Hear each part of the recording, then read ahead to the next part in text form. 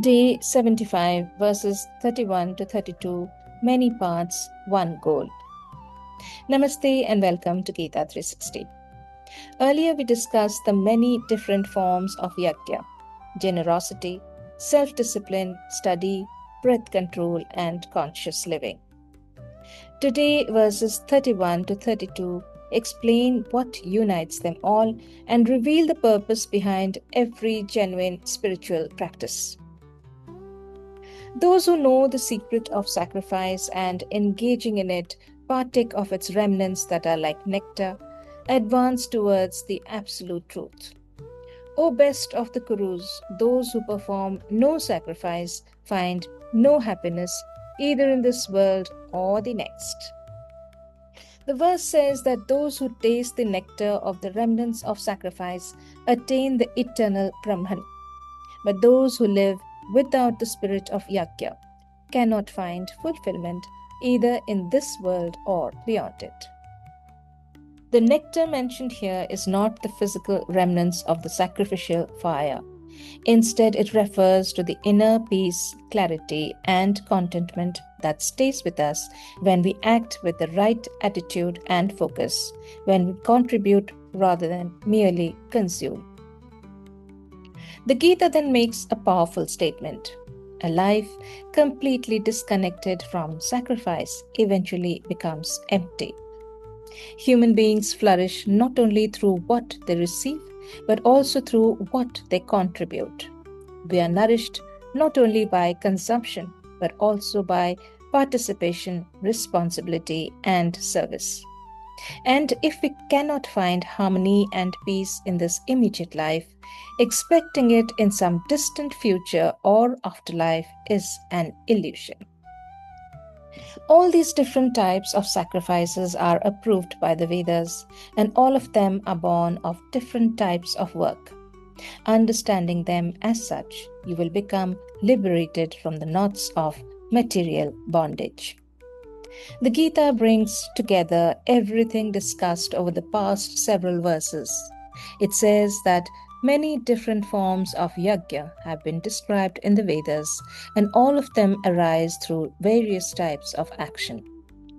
Whether someone serves others through generosity, develops self-discipline, studies wisdom, practices meditation, regulates their breath, or simply performs their responsibilities with awareness, they are working with the same raw material, their actions. The forms may differ, but the purpose remains the same. Every genuine yajna gradually purifies the mind and loosens the grip of selfishness, attachment, and ignorance. Krishna reassures Arjuna that understanding this principle is itself liberating. By recognizing that every duty, every boundary, and every mindful pause is a practical tool born of action, we stop viewing our daily responsibilities as chains that bind us. Instead, we see them as the very instruments through which we can work out our internal freedom. Every meaningful part of life asks something from us. Strong relationships ask for patience and understanding. Good health asks for consistency and discipline. Learning asks for time and effort. Even the goals we care most about require us to give up something in the present in service of something greater in the future. Yet we rarely think of these things as sacrifice. We simply see them as part of life. Perhaps this is why the Gita spends so much time discussing yajna. It is gradually expanding the meaning of sacrifice beyond rituals and ceremonies. It is showing us that growth is impossible without some form of offering. Whenever we choose long-term understanding over immediate gratification, we are offering something. Whenever we invest our energy into serving others, developing a skill, strengthening a relationship, or deepening our awareness, we are participating in a form of yajna. The question is not whether we are making sacrifices. The question is what those sacrifices are serving.